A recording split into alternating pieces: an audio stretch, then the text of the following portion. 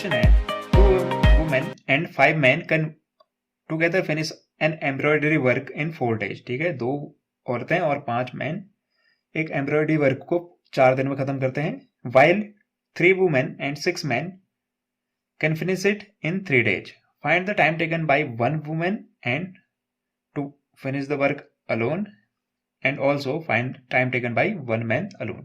तो हमसे क्या कह रहा है, अगर 2 औरतें और 5 आदमी किसी काम को जो एम्ब्रॉयडरी वर्क है उसको 4 दिन में फिनिश करते हैं, ऐसे ही 3 वुमेन और 6 मैन उसी काम को 3 दिन में खत्म करते हैं। तो हमें ये बताओ, अगर एक अकेली वुमेन काम करे तो वो कितना टाइम लेगी और एक अकेले मैन के द्वारा जो काम किया जाएगा वो कितना टाइम लेगा। ठीक है, तो जो पूछा गया है उसी को एज्यूम कर लेते हैं। Let time taken by 1 man, let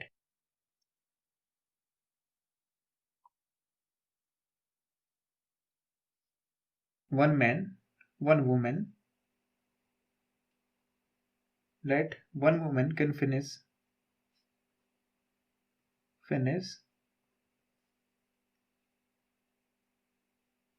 the work, finish the embroidery work, या फिर सीधे सीधे वर्क लिख देते हैं, एम्ब्रॉयडरी वर्क इन कितने दिन में। वुमेन का मान लेते हैं x days, women x days में, एक वुमेन x डेज में इस वर्क को फिनिश करती है। ऑल्सो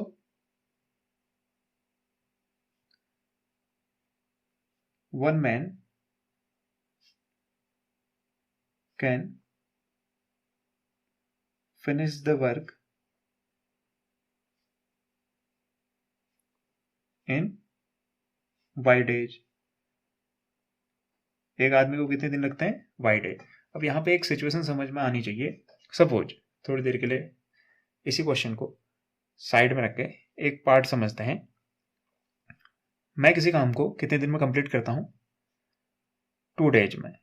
मुझे एक काम को कंप्लीट करने में 2 दिन लगते हैं।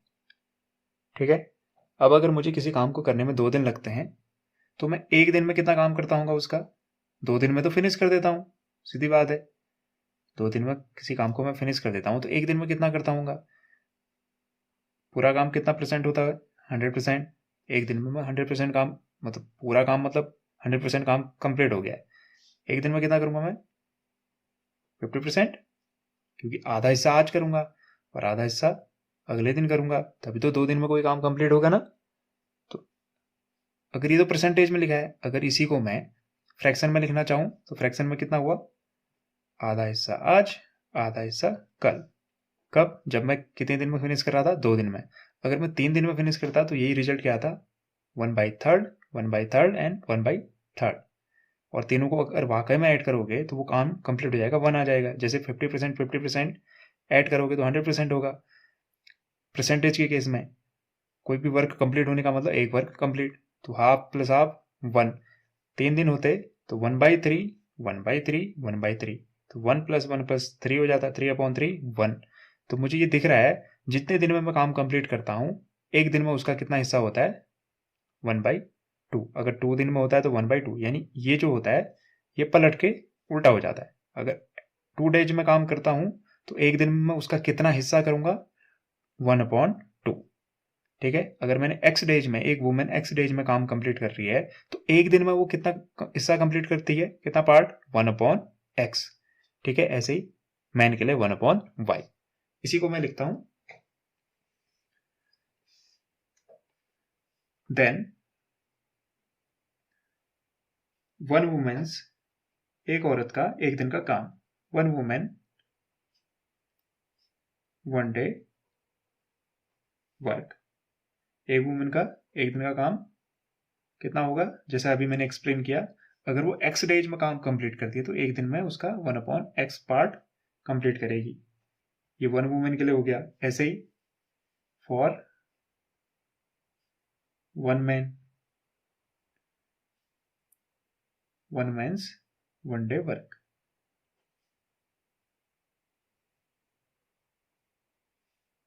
ये हो जाएगा आपका, y डेज में कंप्लीट करता है तो एक दिन में 1/y पार्ट कंप्लीट कर रहा होगा। ठीक है।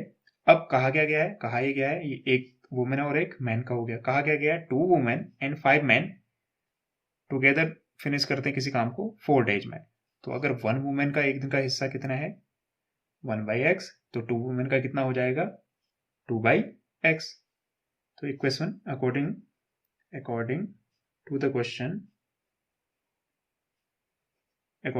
क्वेश्चन 2 वुमेन का कितना हो जाएगा 2/x, या फिर 2 इंटू 1/x भी लिख सकते हैं, प्लस 5 मैन का कितना होगा, एक का कितना है 1/y, तो 5 का हो जाएगा 5 इंटू 1/y इक्वल टू कितना आएगा रिजल्ट। देखिए काम कितने दिन में खत्म हो रहा है, जब 2 वुमेन और 5 मैन काम कंप्लीट कर रहे हैं तो वो कितने दिन में फिनिश हो रहा है 4 डेज में।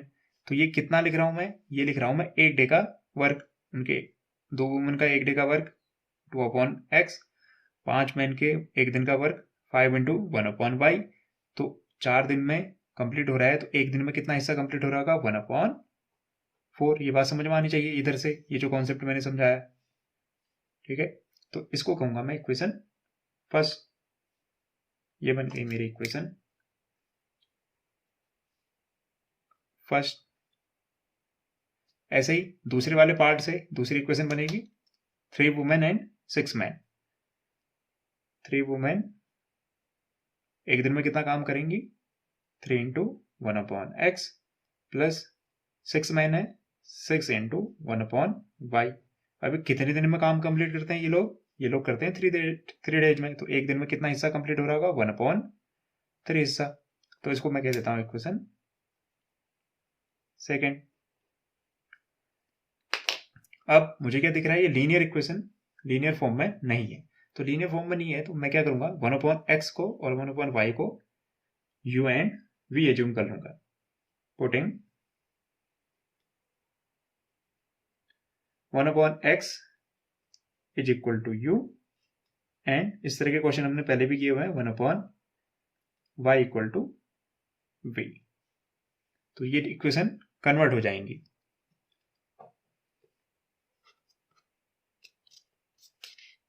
ये इक्वेशन कन्वर्ट हो गई, यहीं पे कन्वर्ट कर देते हैं इनको। 2u बन जाएगी प्लस 5v और ये इक्वल टू 1/4। पहली वाली इक्वेशन कन्वर्ट हो गई, ये बनेगी। दूसरी इक्वेशन 3 1/x की जगह मैंने रख दिया u, तो 3u, 6 1/y की जगह रख दिया v, 6v और ये बन जाएगा 1/3। तो नई इक्वेशन बनी ये। अब मुझे क्या करना है, इनको सॉल्व करना है। तो देख सकता हूं मैं कि यहां क्या हो रहा है, इनको देख के या फिर इस 3 को इधर भेजें, ये बनेगा 9 और ये बनेगा 18। 4 को इधर भेजेंगे 4 2 जा 8 और 20। हम क्या कर सकते हैं, इनका एलसीएम ले सकते हैं। एलसीएम लेने में भी चीज़ें क्या हो जाएंगी, सॉल्व हो सकती हैं।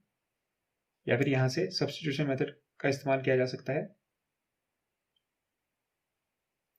एलिमिनेशन मेथड ज़्यादा बेहतर रहेगी। तो हम क्या करेंगे, मल्टीप्लाई करेंगे ताकि दोनों सेम बन जाए। मल्टीप्लाइंग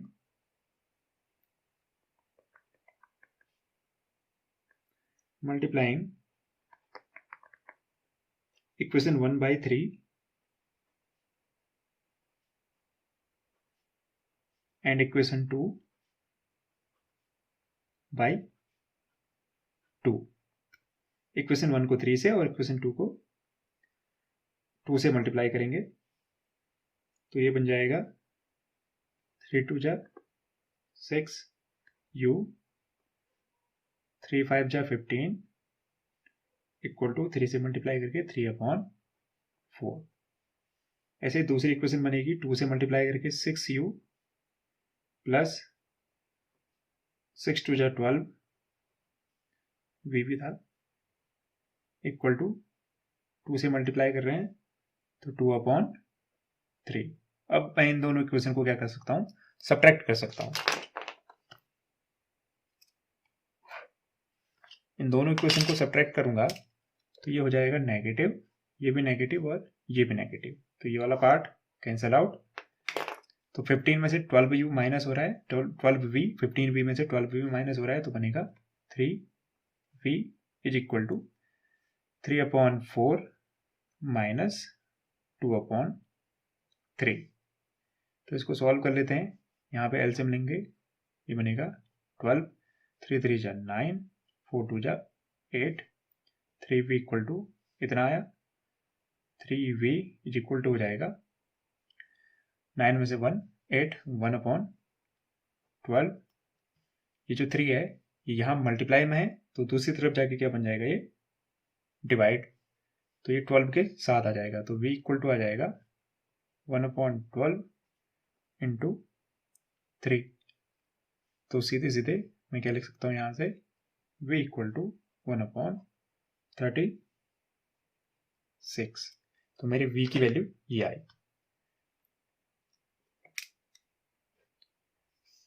अभी थोड़ा और वर्क का बचा हुआ है इसमें, अभी u ढूंढना है, उसके बाद x एंड y ढूंढना है। तो ये आ गई मेरी किसकी वैल्यू, v की वैल्यू। तो अब मुझे u की जरूरत है, मैं क्या करूंगा, इस v की वैल्यू को पुट करूंगा इक्वेशन फर्स्ट में, putting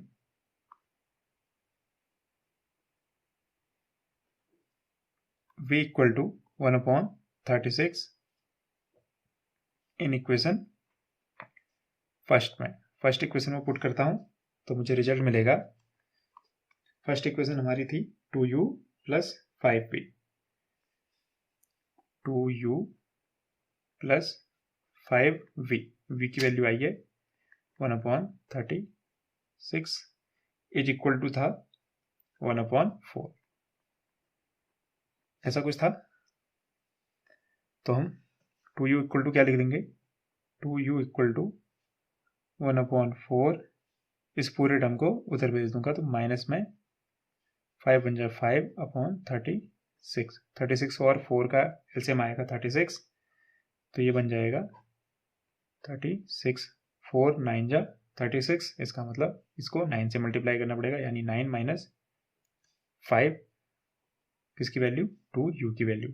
again 2u equal to कितना हो जाएगा, 9 में से 5, 4/36, तो 4 से 36 कितने टाइम कैंसिल आउट होगा, 9 times. Again 2u equal to मैं लिख दूंगा 4 1 जा 4, 4 9 जा 36, यानी 1/9।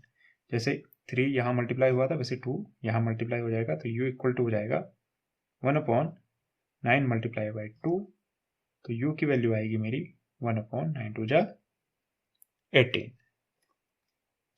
u और v भी आ गए, अब मुझे x और y की जरूरत है। जिन्होंने पहले पार्ट मेरे देखे हुए हैं इसमें, वो इजीली बता सकते हैं u और v से x और y कितनी आसानी से निकाला जा सकता है, क्योंकि हमें क्या पता है, हमें ही पता है u अगर 1/18 है, तो 1/x इक्वल टू क्या था, 1/x इक्वल टू था u, तो इसका मतलब 1/x इक्वल टू हो गया 1/18। अब अगर इनको कंपेयर करो, 1/x इक्वल टू 1/18 है, तो क्या x इक्वल टू 18 नहीं हो सकता है, इसका रेसिप्रोकल करोगे, यानी इसको पलट दोगे, तो इसे भी पलटना पड़ेगा, तो x इक्वल टू आ जाएगा 18। तो यहाँ से मुझे रिजल्ट मिलता है x इक्वल टू 18।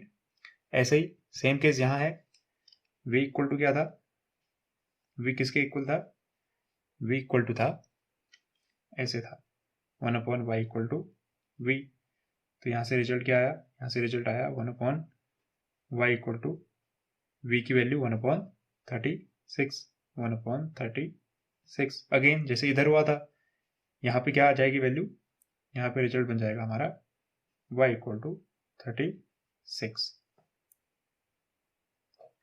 यानी एक वुमेन को काम कंप्लीट करने में कितने दिन लगेंगे, 18 डेज, और एक मैन को काम कंप्लीट करने में, सिंगल मैन को लगेंगे 36 डेज। तो मैं यहाँ पे सीधे सीधे इनको बॉक्स में रख देता हूँ। तो ये किसका वर्क है, वो एक वुमेन को लगेंगे 18 डेज, और एक मैन को लगेंगे 36 स्टेज। कुछ ज़्यादा नहीं लग रहा 36, मतलब आदमी थोड़ा स्लो है।